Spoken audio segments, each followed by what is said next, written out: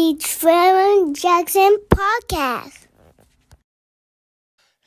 Now, in this topic of discussion, I covered this in 2020 when the podcast first was created. You know, it was a crazy year. 2020 was like a year I'll never forget. It was a pivotal year. Things changed and transformed from 2020 moving forward. It seemed like the world may never recover from that period of time totally.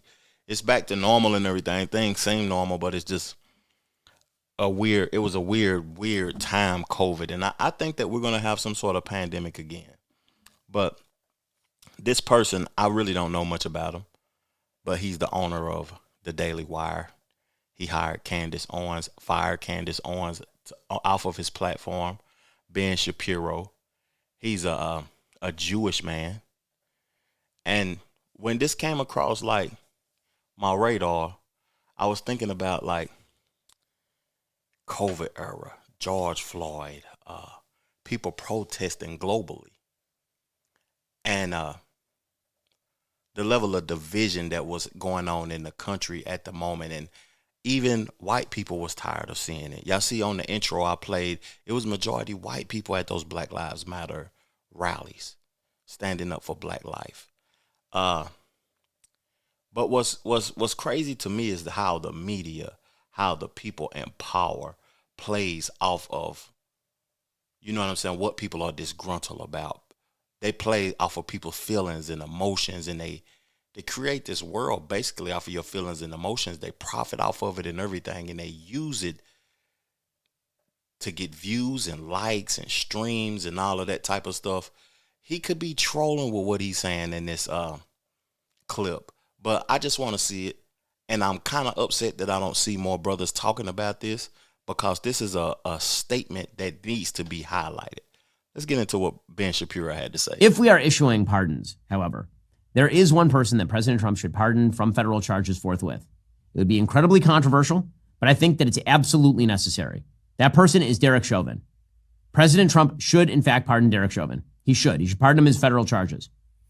If we are talking about reversing the evils of the last several years in American life, obviously COVID and its handling was a massive evil. Destroyed the economy, set us on a path to fiscal insanity, destroyed children, led to massive health-related cover-ups, just horrifying all the way around. And President Trump has taken on a lot of those things. But when it came to BLM, the inciting event for the BLM riots that caused $2 billion in property damage in the United States and set America's race relations on their worst footing in my lifetime, was in fact the railroading of Derek Chauvin in the death of George Floyd. The evidence demonstrates that Derek Chauvin did not, in fact, commit murder of George Floyd. George Floyd was high on fentanyl. He had a significant pre-existing heart condition. George Floyd was saying he could not breathe before he was even out of the car. He was in the car saying he could not breathe. Derek Chauvin, for large segments of even the tape that was shown, had his knee on George Floyd's shoulder or back, not on his neck. The autopsy of George Floyd showed that he had no damage to his trachea, that probably George Floyd died of excited delirium. There were no accusations, even at trial, that Derek Chauvin had committed a hate crime against George Floyd or that he targeted George Floyd because of his race. I be disgruntled a lot about certain things that people be saying on platforms and stuff like that. And he's a rich man. He's a man that's in a powerful media position, giving out perspectives. I think that he wants to be the next Rush Limbaugh. That's who he kind of reminds me of, Rush Limbaugh. And for him to ask Trump to pardon Derek Chauvin's charges, it seems like he would be smarter than that, or he's just trying to cause confusion and ruckus and see people act out of character, and he's trolling and he's trying to make a statement to get people back in their feelings.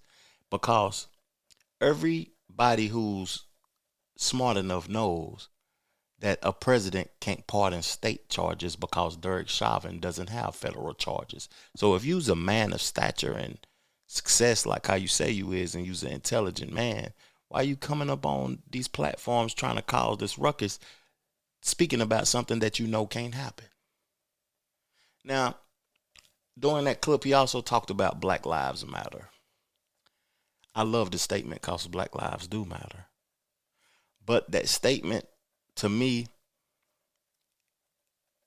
they like to see us in a vulnerable state.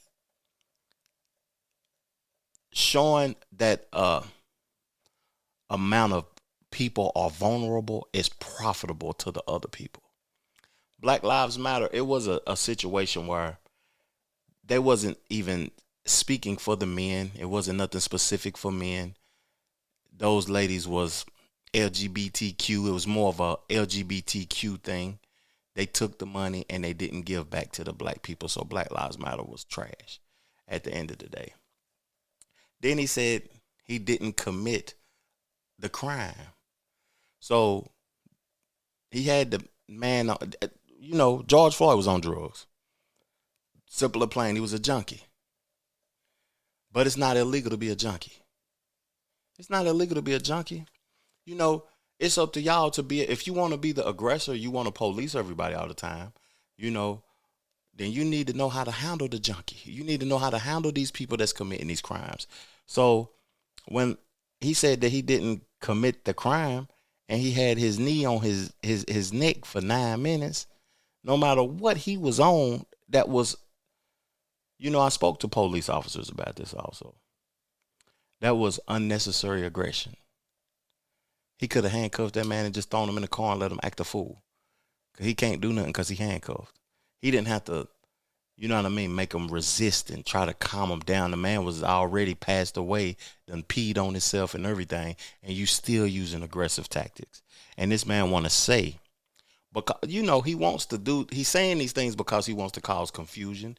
He wants to see people angry. He like people being in an uproar. Now, this is a Jewish man, first of all. The question I want to ask him before I play part 2 of his clip of what he had to say is, if a black police officer had his knee on a Jewish man's neck that was a junkie for 9 minutes, will he have the same sentiment? Will he feel the same way? Will he say the same things? Would he say that the black man needs to be pardoned? Answer the question, because I don't think that you would, dog. I think that you dislike black people. I think you want to see black people angry and not in a comfortable state. You want to see us mad at the world and react to your statements, but we ain't even going to give you too much of the time of the day. We're going to keep it moving after we talk about this, but you're showing your true colors. You're showing who you really are. And Elon Musk showing who he truly is too by retweeting this and saying that this was an interesting topic, something that needs to be looked at. Nonetheless, on the basis of extraordinarily scanty evidence, and despite the fact that there was massive pressure on the jury, that the mayor of Minneapolis paid a settlement to the George Floyd family immediately, that the president of the United States suggested that Derek Chauvin was guilty right off the bat, that the jurors were being openly threatened and admitted as much. Despite all of that, Derek Chauvin was convicted on federal charges and pled guilty to federal charges. Derek Chauvin should, in fact, be pardoned on that. We will be covering that a lot more in coming weeks, because I think it is worthwhile to remember that there is a man who is rotting in prison because the media decided in the middle of 2020 that they were going to turn a tragic law enforcement stop that ended with the death of a man who had a significant problem with drugs and pre-existing health problems into the raison d'etre of the entire 2020 election. And it led to vast chaos. It led to, again, the destruction of racial comedy in the United States, $2 billion in property damage, and a guy rotting in prison who the evidence demonstrates certainly was not guilty beyond a reasonable doubt.